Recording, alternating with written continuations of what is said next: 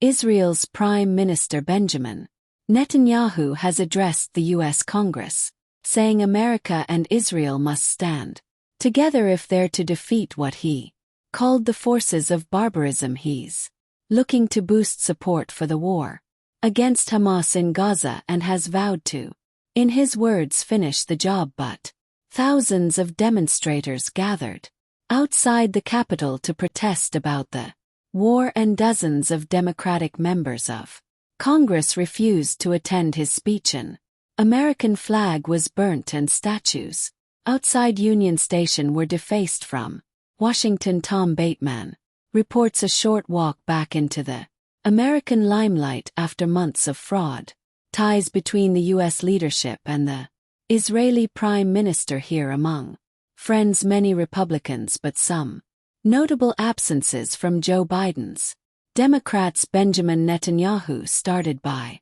thanking the president he rightly called Hamas sheer evil. He dispatched 2 aircraft carriers to the Middle East to deter a wider war.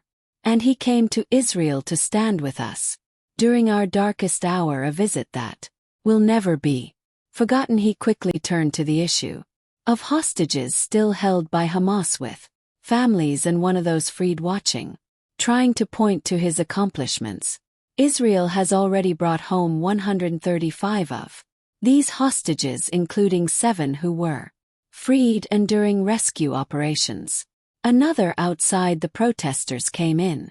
Their thousands headed to the heart of U.S. democracy, or as close as they could get. Anger has raged over the huge numbers of civilians killed in Gaza. It's shameful that he's been invited to speak before Congress. It's shameful what our government has been allowing to happen and aiding and funding. You can see how the pressure has been building on Benjamin Netanyahu, and then there are his critics at home, some of whom have accused him of not gripping a ceasefire deal hard enough because of his own political problems. And so, arriving here at the U.S. Capitol for him is the big prize as he tries to face off his opponents. The Israeli leader castigated the demonstrant, but there was more to come inside the chain. A silent protest from Rashida Tlaib, the first Palestinian American woman to serve here. Roughly half the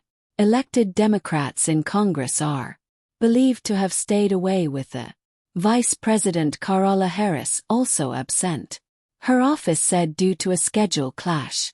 And Mr. Netanyahu addressed the move by the prosecutor of the International Criminal Court, who is seeking an arrest warrant against him. The ICC is trying to shackle Israel's hands and prevent us from defending ourselves, staining praise in Congress that there may be less behind closed doors tomorrow as Mr. Netanyahu meets President Biden. An alliance backed by arms but blighted by the fought politics between